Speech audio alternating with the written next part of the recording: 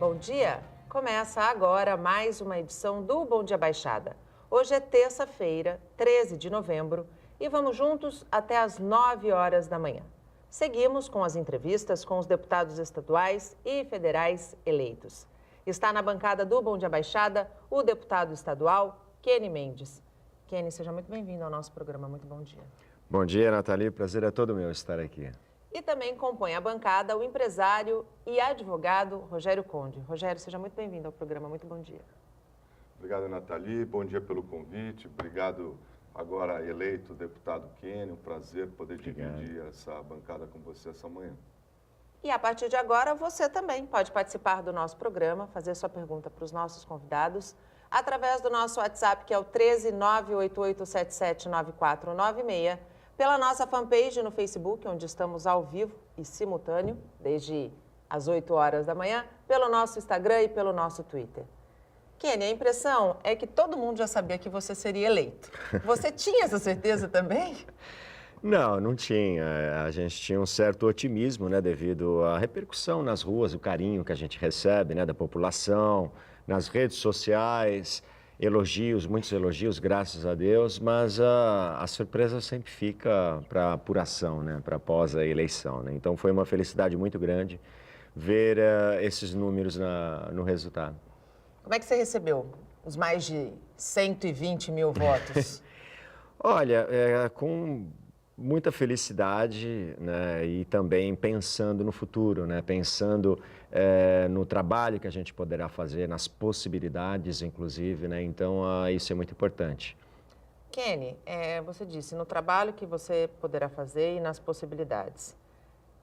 Desde a sua eleição, desde que o resultado foi consumado, já há uma corrente dizendo que você não fica os 4 anos na Assembleia, que você daqui 2 anos, em 2020, quando a gente tem eleições para prefeito e vereador, deixaria a cadeira para concorrer ao cargo de prefeito. Você pretende ficar os 4 anos na Assembleia? Sim, eu nem penso nisso agora, né? Eu estou focado em 2 coisas, né? Que a minha primeira preocupação é fazer um mandato, de certa forma, inesquecível. Sabe, mandato de deputado estadual como ninguém nunca viu antes. Da mesma forma que eu tentei inovar na vereança, né, como mandato de vereador, e graças a Deus isso acabou se espalhando por diversas regiões, né, a forma diferente de trabalhar, o que eu quero fazer na Assembleia Legislativa. E uma outra meta que eu tenho também é eleger o máximo de vereadores pelos progressistas na próxima eleição, né? Nas cidades, em todas as cidades da região, trabalhar na formação de chapas, trazer bons quadros para os progressistas e ampliar nossa bancada de vereadores aqui na nossa região. Esse é o meu principal foco. Rogério, quando a gente pensa nessas especulações que já começaram logo após a eleição, com muitos dos candidatos eleitos, você avalia que essas especulações sejam positivas ou negativas e qual é a importância de um político manter a palavra empenhada e respeitar os votos dos eleitores? Bom, primeiro dizer que essa é uma pergunta grande e complexa, né? A política, ela é muito dinâmica, as coisas acontecem de forma muito rápida. A política, na verdade, ela é o pensamento e a motivação da sociedade naquele momento, tudo. Então, por isso que é muito difícil você bater o martelo, isso vai ser assim até o final, o assado, até porque as coisas mudam muito, as circunstâncias são muito distintas.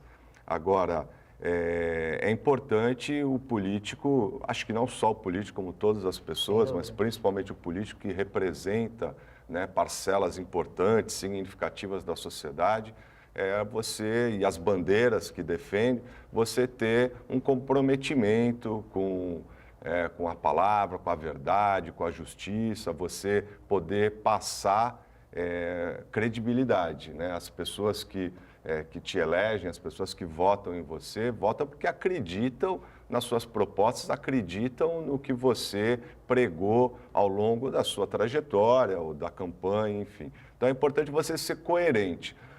Eu não sou tão assim incisivo. O fato de você, às vezes, não cumprir o mandato não quer dizer exatamente que você não teve palavra ou não honrou, porque, às vezes, a circunstância... Até mesmo o anseio da população. Exatamente. Pede, normalmente, né? O ideal é que você mantenha o mandato. Mas, às vezes, você por força dessas circunstâncias, você vai galgar um espaço onde você vai ter oportunidade de fazer um trabalho maior ainda, você vai potencializar o trabalho que você já vem fazendo num cargo de importância maior ou mais importante, enfim. Então, isso é muito dinâmico, mas eu acho que mesmo que isso aconteça, eu acho que o grande segredo daquele político que tem a longevidade na sua carreira, na sua trajetória, é a coerência. Sem dúvida. Você ser sempre coerente nas decisões. Exatamente. Kenny, como é que você, dentro da tua proposta de levar um trabalho inesquecível para a Assembleia,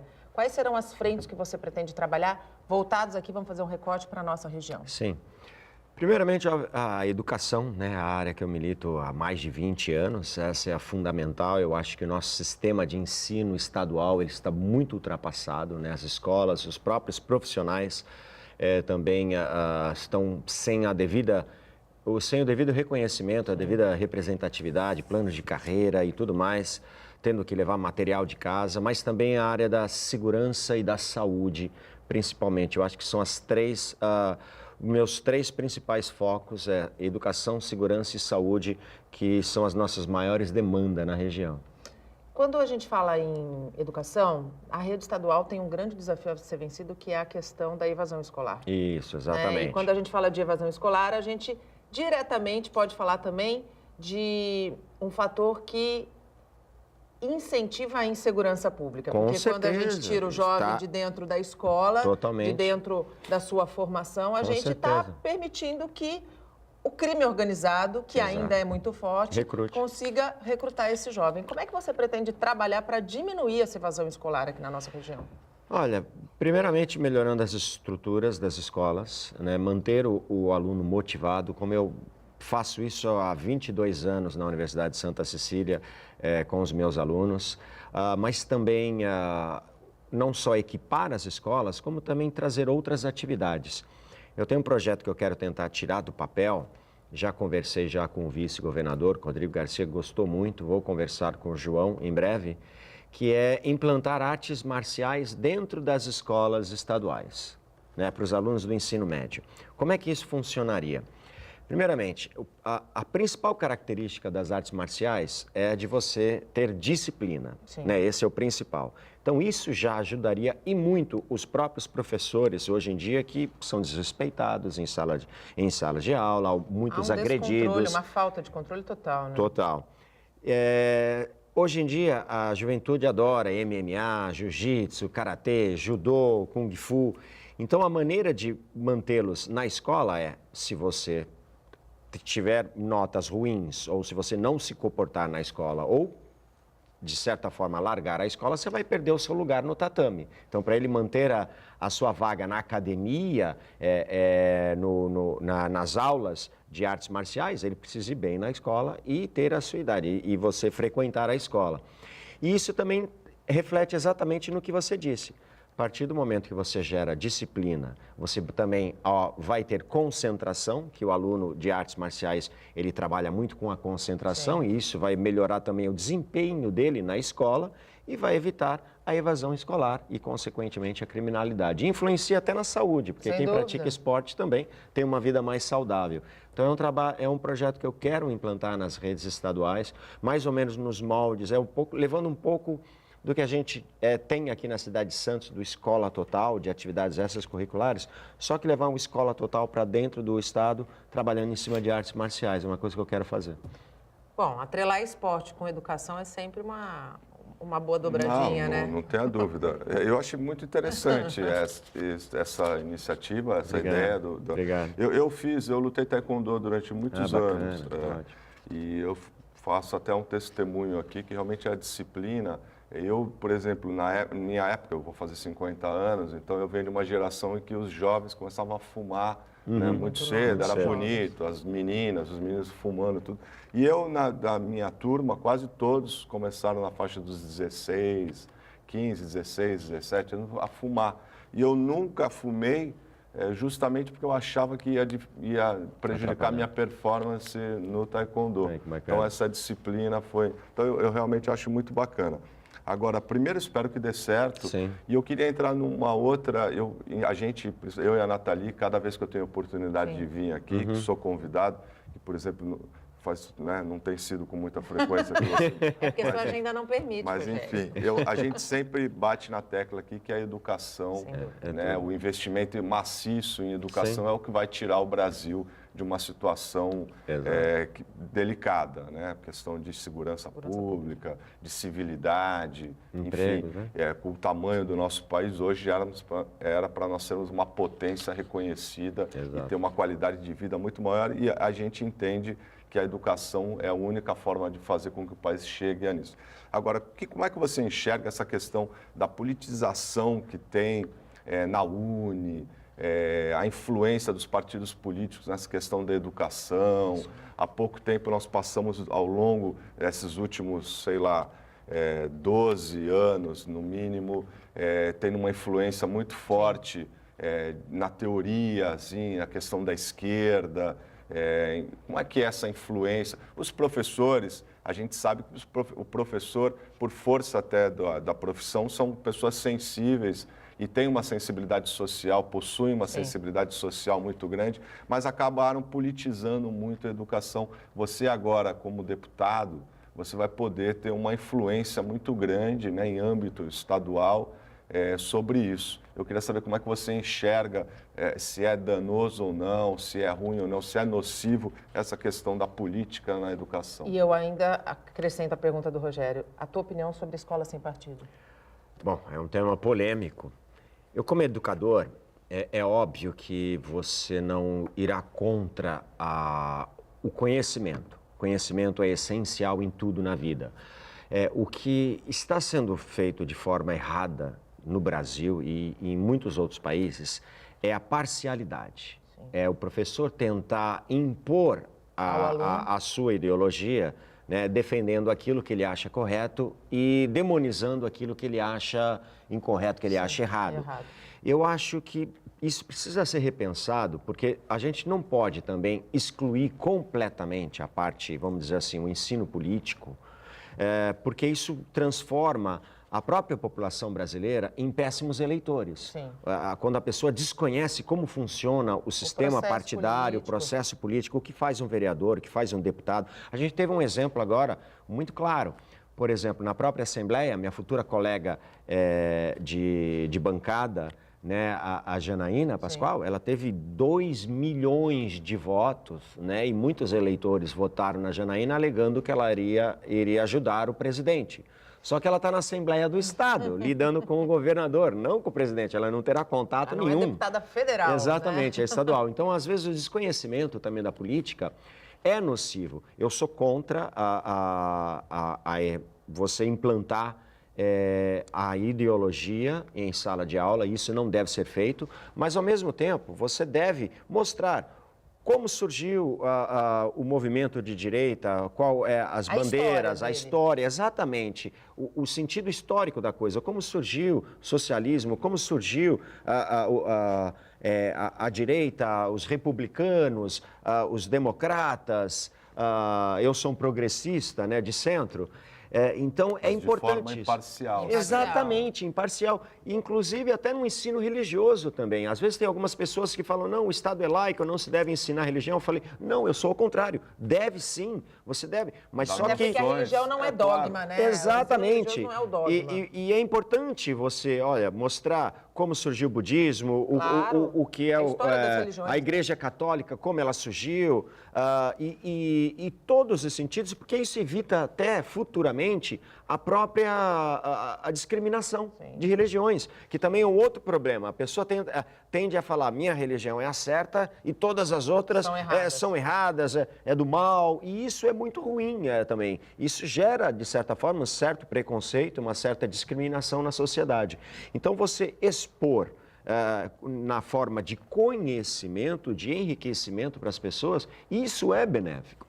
Eu acho até que a gente poderia voltar a discutir, aí eu entendo que a sociedade tem que se apropriar dessa discussão também, a questão de você voltar a ter matérias como organização social e Organização Sim, educação moral e cívica.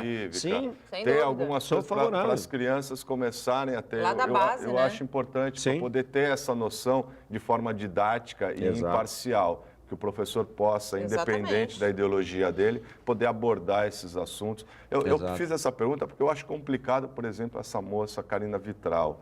Ela tem a militância dela, tudo, mas como presidente da UNE, eu acho que acaba dando conflito. Eu acho que Mistura-se as até, de situações. repente, involuntariamente, Sim. você acaba direcionando uma entidade, né, uma organização importante, né, Exatamente. como a UNE, para caminhos pessoais. Isso eu acho um pouco problemático. Então, a gente devia evitar um pouco essa questão de você partidarizar o ensino. Na verdade, é tudo em equilíbrio, né? Eu acho que Exato, a informação exato. ela é a ferramenta mais preciosa, mas ela não pode ser usada como ferramenta de manipulação. Exato, você tem que ter o ensino político, não o ensino ideológico. Exatamente. Exatamente. O Bom Dia Baixada vai para um rápido intervalo. No próximo bloco, a gente segue falando sobre os projetos do deputado estadual eleito, Kenny Mendes. Não saia daí, até já. Estamos de volta e chegamos ao segundo bloco do nosso programa. Hoje recebemos o deputado estadual Kenny Mendes e o advogado e empresário Rogério Conde. Você pode participar do nosso programa, fazer sua pergunta para os nossos convidados, através do nosso WhatsApp, que é o 13 98877 9496, pela nossa fanpage no Facebook, onde estamos simultaneamente ao vivo, pelo nosso Instagram e pelo nosso Twitter. E eu quero aproveitar aqui, nós temos a participação na nossa fanpage do Cláudio Honor Carmo e do Vitor Vitório do Espírito Santo, que diz o seguinte: bom dia, Nathalie e toda a equipe do Bom Dia Baixada. Gostaria de parabenizar o deputado Kenny pela expressiva votação e deixar uma pergunta para ele sobre meio ambiente. Qual o principal projeto que você pretende desenvolver no mandato para o meio ambiente da Baixada Santista? Olha, eu tenho um carinho muito grande, né, pessoal? Eu nunca escondi isso, sempre trabalhei em cima do meio ambiente como vereador, né? Já dei aula para biologia, para os alunos de biologia aqui na universidade. Sou casado com uma veterinária, né? Então, não só na área animal, mas eu tenho um problema muito sério que me incomoda bastante. Quem subiu e desceu recentemente a Imigrantes já deve ter visto uma grande comunidade de palafitas que já cruzou por baixo das duas pistas da Imigrantes e já está chegando na área continental de São Vicente. Ali, aquele manguezal que está ali é um dos poucos manguezais que nós temos aqui no estado de São Paulo, onde você tem uma ligação direta com a fauna da Serra do Mar, da Mata Atlântica, que adentra até o manguezal que vai terminar no nosso estuário. E aquela comunidade está literalmente cortando esse acesso. Quando ela chegar na área continental de São Vicente, muitas espécies que sobem e descem a Mata Atlântica para se reproduzir ou para se alimentar vão ficar isoladas, totalmente isoladas. Mas também tem um outro problema bastante sério, até estrutural. Pela altura, ali é exatamente onde as duas pistas, a Imigrantes Nova e a Imigrantes Antiga, se cruzam. Exatamente. E a comunidade está logo abaixo. Exatamente. É um dado infeliz, mas todo mundo sabe que isso é estatística, que a cada 10 anos há um grande incêndio em comunidades de palafitas. Vide aqui em Santos, desde que eu fui eleito vereador, se não me engano, foram 3 ou 4 grandes incêndios na Vila Telma e tantas outras, Vila dos Pescadores e tantas outras comunidades aqui na cidade de Santos. Ali ainda não ocorreu, graças a Deus. Mas caso haja um grande incêndio naquela comunidade, ali embaixo das duas pistas, é capaz que os danos estruturais sejam tão graves que tenha que ser demolida as duas pistas e a gente fique totalmente isolado da capital. Então, isso é um problema muito sério. A cada dia que passa, você vê, toda vez que eu subo e desço, ontem mesmo estive em São Paulo, e eu olho e eu vejo, sempre tem um barraco a mais crescendo para dentro daquele manguezal, que é um manguezal maravilhoso, né? É um manguezal que tem um elo direto, né? Uma ligação direta com a Serra do Mar e vai até o estuário. Então, aquilo é um crime ambiental muito grande. Eu quero trabalhar, eu já inclusive liguei para o comandante da Polícia Ambiental, quero participar de ações junto com a Polícia Ambiental para verificar e que a gente possa impedir, não só ali, como também aqui no Morro da Asa Delta, aqui na divisa de Santos com São Vicente e tantas outras comunidades que precisam de uma fiscalização mais séria.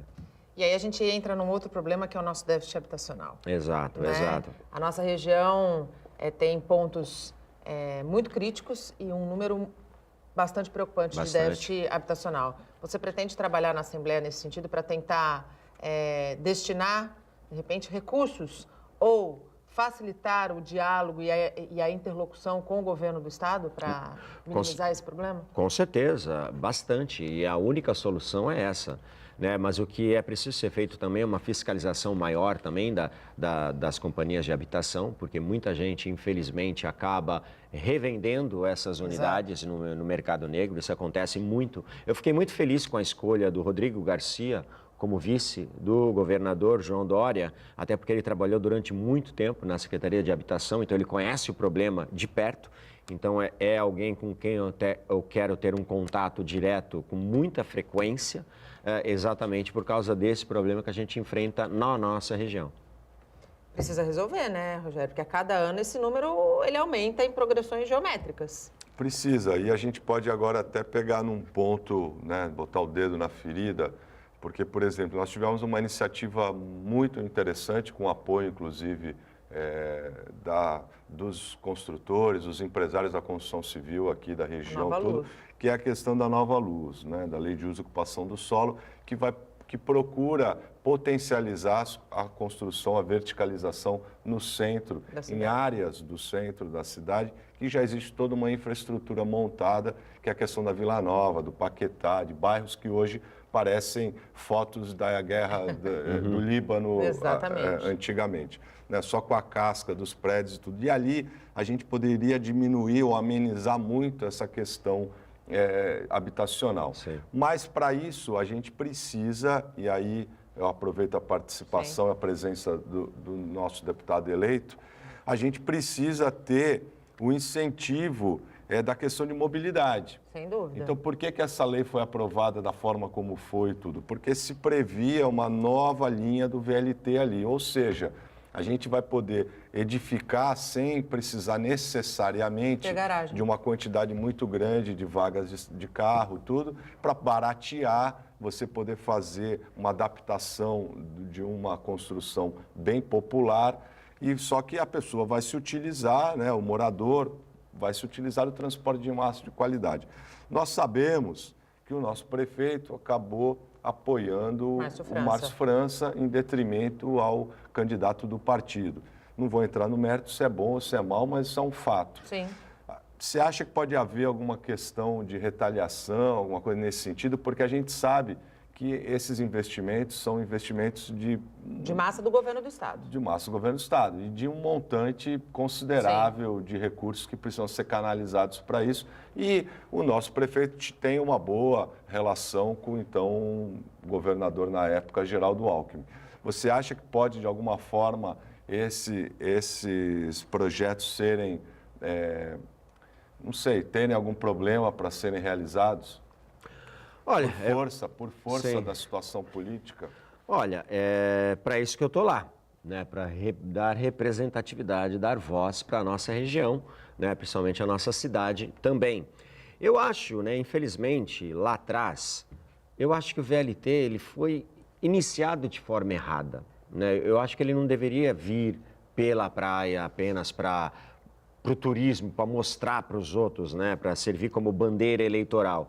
Ele deveria ter já iniciado dessa forma, ter vindo de São Vicente pela Zona Noroeste, claro, que é quem mais usa o transporte público. Ele deveria ter vindo de São Vicente pela Zona Noroeste, pela Nossa Senhora de Fátima, chegar à área do centro, que é para onde as pessoas vão trabalhar, e aí sim você trabalhar em ampliação. E, infelizmente, começaram pelo lado errado, né, pelo final da obra, né, mas eu pretendo cobrar isso do governador, e isso é fundamental para o desenvolvimento da nossa cidade, e não apenas que ele chegue até o centro, né, como também ele se expanda para outras cidades, para Cubatão, para que ele se expanda também para o litoral sul. Eu sou a favor que ele vá até Peruíbe, se for possível, né? Isso diminuiria bastante a quantidade de carros que nós temos na rua, né? Às vezes, eu lembro quando o VLT começou a ser construído, né, aqui em Santos, as pessoas às vezes têm um pensamento tão pequeno, né, que elas pensavam, mas o VLT não serve para nada, eu não vou usar o VLT, só vai servir para o pessoal que vem de São Vicente. Eu falei, sim. Mas você não reclama do trânsito todo dia, Lógico. né? Você tem aí 363, se não me falha a memória, ônibus intermunicipais diariamente circulando na cidade de Santos. Com o VLT, você já vai reduzir esse número aí para mais da metade, né? Então, isso é fundamental até para a própria mobilidade urbana, né? Para a fluidez do trânsito, né? Se você oferece transporte de qualidade para a população, Eles transporte deixam de o carro em massa de casa. qualidade, Ela deixa o carro em você casa. tira. Eu já tive a oportunidade de fazer várias viagens com os grupos que o Grupo A Tribuna faz, o Ficom, Santos Export, esse que eles fazem. O Ficom, por exemplo, já foi para Chicago. Você pega o centro de Chicago, aqueles prédios gigantescos, você não tem estacionamento, não tem vaga de carro. Prédios novos. E todo mundo convive muito bem naquela Quando região, você né? tem uma torre que ela é de utilização mista, comercial e residencial, um apartamento, uma unidade residencial tem o custo equivalente a de uma vaga de garagem. Então, quer dizer, se você quiser comprar uma unidade habitacional com uma vaga de garagem, você vai pagar o dobro.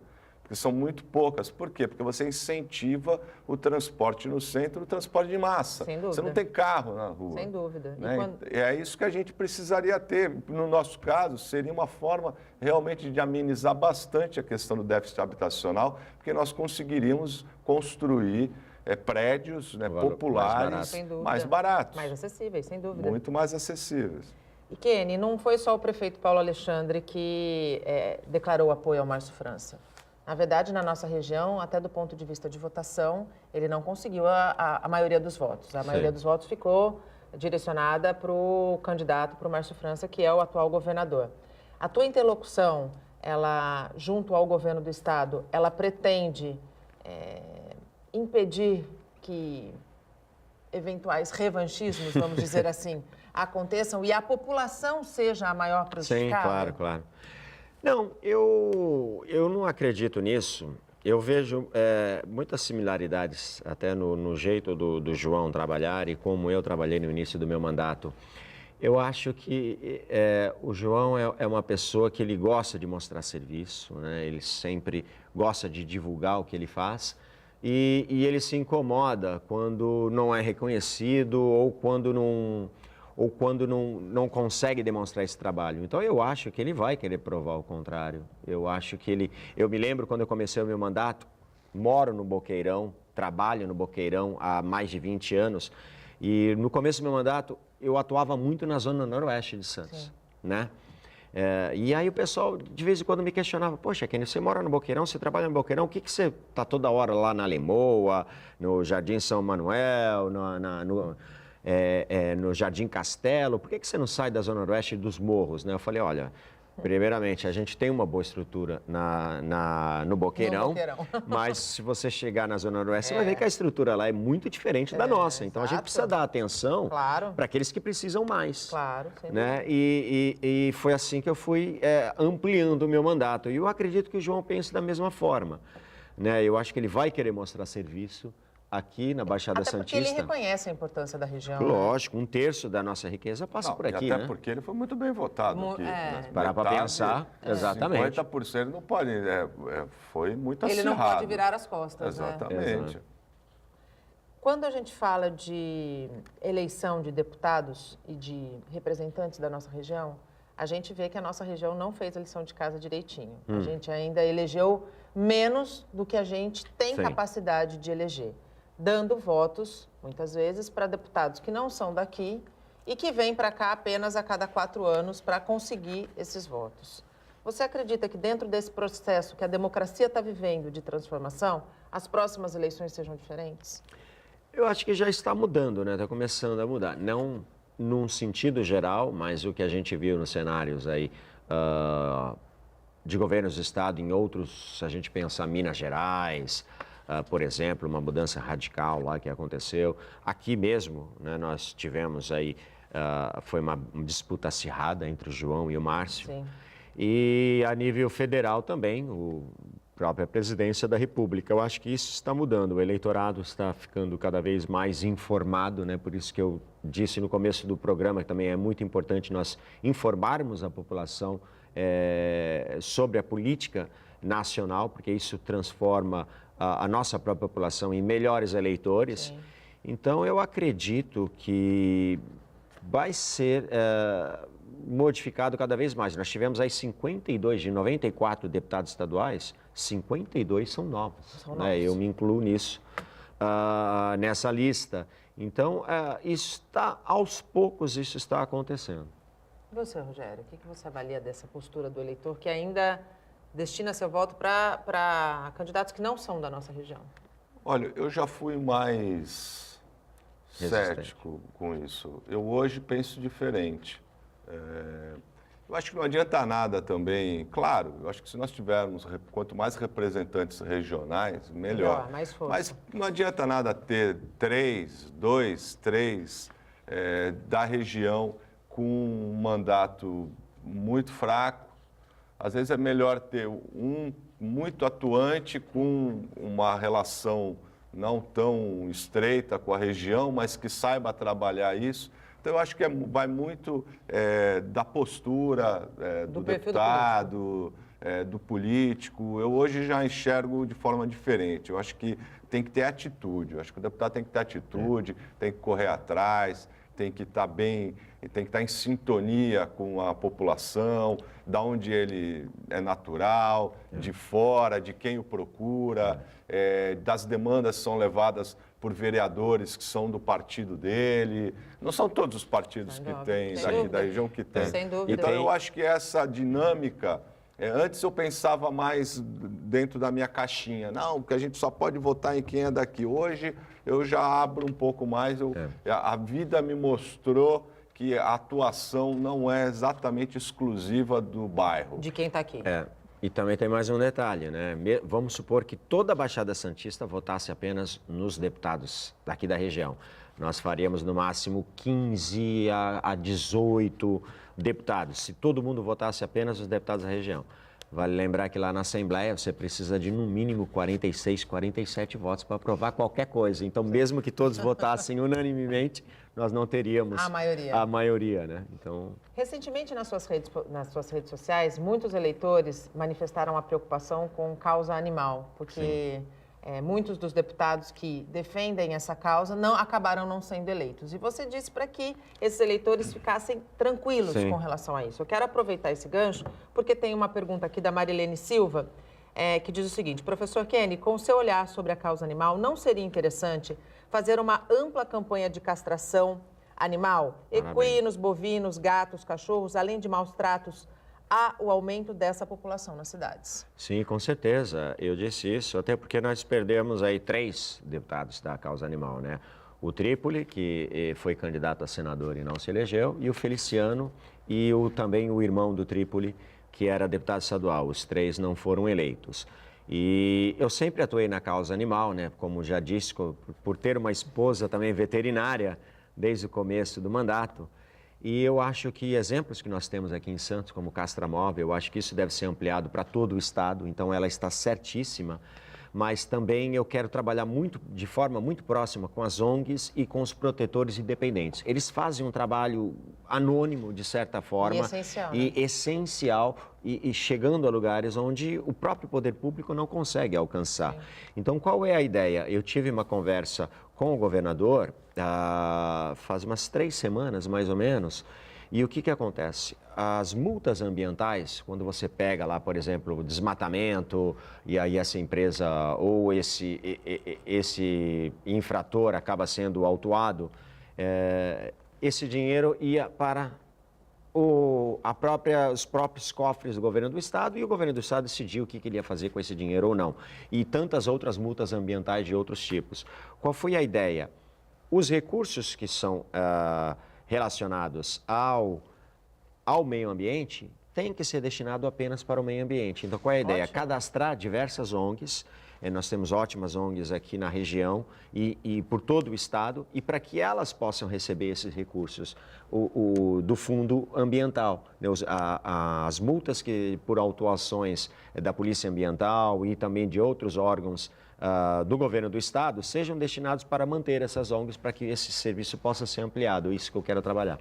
É uma forma bastante inteligente de gerir esse problema, muitas vezes, que a gente tem dos espaços públicos não conseguirem dar conta da demanda que existe nas cidades. Não tenho dúvida, desde que isso seja muito bem regulamentado, que haja uma fiscalização, que esses recursos sejam repassados através de projetos apresentados, eu acho excelente a ideia. É bom porque você, inclusive, tira essa responsabilidade do Estado, que às vezes faz isso de forma não tão eficiente. Até porque o cobertor sempre está curto. O Bom Dia Baixada vai para mais um rápido intervalo. Não saia daí, até já.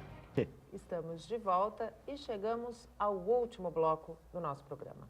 Participam do Bom Dia Baixada o deputado estadual Kenny Mendes e o advogado e empresário Rogério Conde. Você ainda pode participar do nosso programa, fazer a sua pergunta para os nossos convidados, pelo nosso WhatsApp, que é o 13 98877 9496, pela nossa fanpage no Facebook, onde estamos simultaneamente ao vivo, pelo nosso Instagram e pelo nosso Twitter. Eu quero também aqui abrir com a participação dos nossos telespectadores pela nossa fanpage. O Cláudio Honor Carmo, que é presidente do Contur de São Vicente, coloca a questão da importância dos avanços nas macroobras. E cita aqui como macroobras a criação de acesso à ponte Santos-Guarujá, o aeroporto, a extensão do VLT, que nós já falamos, e a questão da regionalização do porto. Como é que você pretende trabalhar nesses segmentos? Tanto infraestrutura, que são extremamente necessárias para a nossa região, a gente está vivendo aí as obras da entrada da cidade, né? E a questão da regionalização do porto, que ganhou um destaque desde que o então ministro dos Transportes, Portos e Aviação Civil disse que dava o aval para que isso acontecesse aqui no nosso estado. Se isso acontecer, vai ser maravilhoso, né? A questão de recursos até porque Santos, Guarujá e Cubatão sempre ficaram com o ônus, vamos dizer assim, né? A maioria dos problemas, até de mobilidade, como estávamos falando no último bloco, também são referentes, na maior parte, devido ao porto. Vale lembrar que essa é uma decisão que o deputado estadual pouco pode interferir, né? Porque quando se trata de regionalização do porto, isso depende apenas dos deputados federais, dos senadores e, consequentemente, do presidente da República. Torço por isso. O governador, o máximo que ele pode fazer é um certo lobby, vamos dizer assim, juntamente com os senadores do estado, né? A Mara Gabrilli e o Major Olímpio, são os dois senadores por São Paulo que foram eleitos. Então, vamos torcer que isso aconteça. Isso seria ótimo para a nossa região, principalmente para a economia também, não só do estado, como também das cidades da Baixada Santista. Até essa redistribuição poderia ser feita de uma forma melhor, né? Por parte do governo do estado. Então, torcendo por isso. Já sobre grandes obras, o que o deputado estadual pode fazer afinal de contas, o orçamento do estado é votado por nós, deputados. Sim. Então, é trabalhar em cima disso. Mas eu fico um pouco triste, por quê? Porque, veja bem, o governador vai assumir agora dia 1º de janeiro. Vocês certo? Começam a trabalhar quando só? O deputado estadual, os novos deputados, assumem só dia 15 de março. E eles estão atualmente votando o futuro orçamento de 2019, que o Dória vai pegar ele pronto, já votado, dia 1º, e nós, deputados, somente dia 15 de março. Então, imagina só, do dia 1º de janeiro ao dia 15 de março, o governador vai estar lá lidando com uma Assembleia que está deixando mais da metade dela, né? Exatamente. 52 estão indo embora. E um orçamento que não foi votado por ele. Não foi votado por ele, né? Foi votado agora pela atual Assembleia e enviado para a Assembleia pelo atual governador Márcio França. E os novos deputados só poderão opinar sobre ele ou fazer algum remanejamento, vamos dizer assim, em 15 de março, né? É uma loucura, né? Por isso que eu sou a favor também de uma reforma política, né? Para que todas as eleições sejam conciliadas, para que a gente vote de vereador até presidente da República, né? De uma vez só, que o país não tenha que parar de 2 em 2 anos. Né? É triste, né? Vamos ver como será isso em março. Complicado, né? pegar essa É situação. um absurdo, né? São aquelas coisas do Brasil. Que tem que rir, né?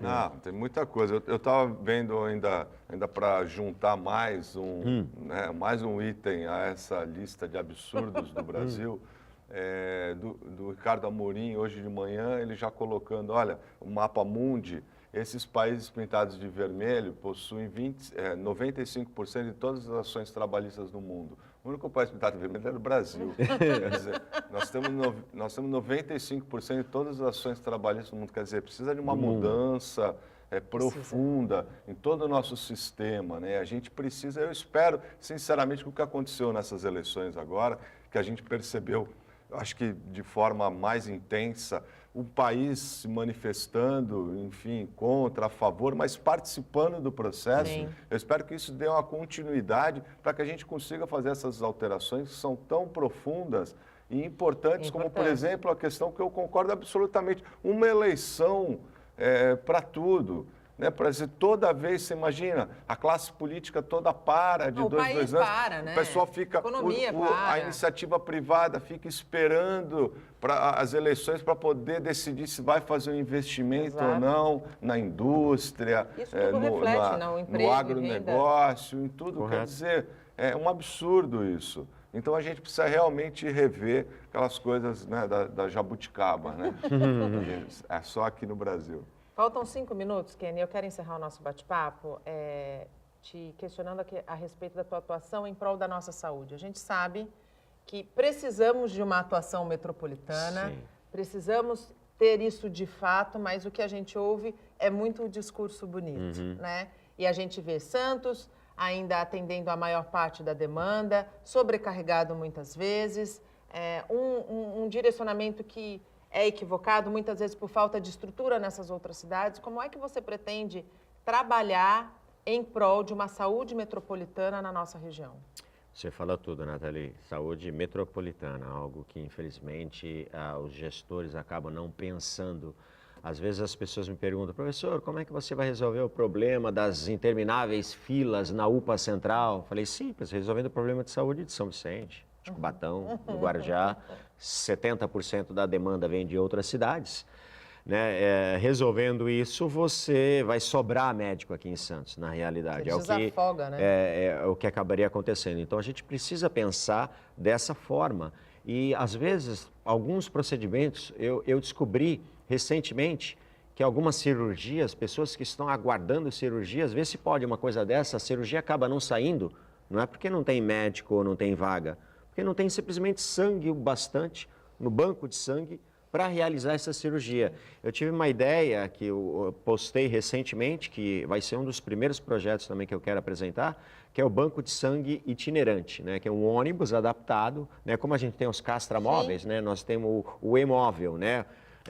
O banco de coleta de sangue, que vai estar circulando pelas cidades. E aí, por exemplo, vamos supor que esse veículo esteja aqui na Baixada Santista. Então, ele vai passar por todas as cidades da Baixada Santista e depois deixar estoque, né? Na Santa Casa, na Beneficência. Em todos os hospitais que atendem. No Irmanduce, todos eles. Na região, você podendo abastecer, porque muitas vezes as pessoas não têm condição de ir até o Hemocentro, fazer uma doação ou até esses hospitais. Então, você parando, imagina na Praça Mauá, no horário do almoço, o ônibus parado ali para coletar doações, o pessoal ali parado ali durante 2 horas ali no horário do almoço, podendo fazer doações, isso é fantástico. Então, essa é apenas uma das medidas, mas eu quero trabalhar muito nos nossos hospitais estaduais, né? O Guilherme Álvaro aqui do lado, por exemplo, e a gente precisa redistribuir este orçamento para a saúde de forma proporcional até a quantidade de habitantes. Sem dúvida. Infelizmente, o nosso tempo acabou. Kenny, eu queria te agradecer muito a disponibilidade, te desejar sucesso nesse novo desafio, que você consiga levar para a Assembleia Legislativa aquilo que você conseguiu imprimir na Câmara de Vereadores de Santos, porque certamente os seus mais de 120 mil eleitores esperam por isso. Obrigado. Eu quero também agradecer aqui a participação do J. Roberto e da Isabela Castro de Castro, que mandam bom dia e parabenizam pelo tema e pelo entrevistado. Muito sucesso, Kenny.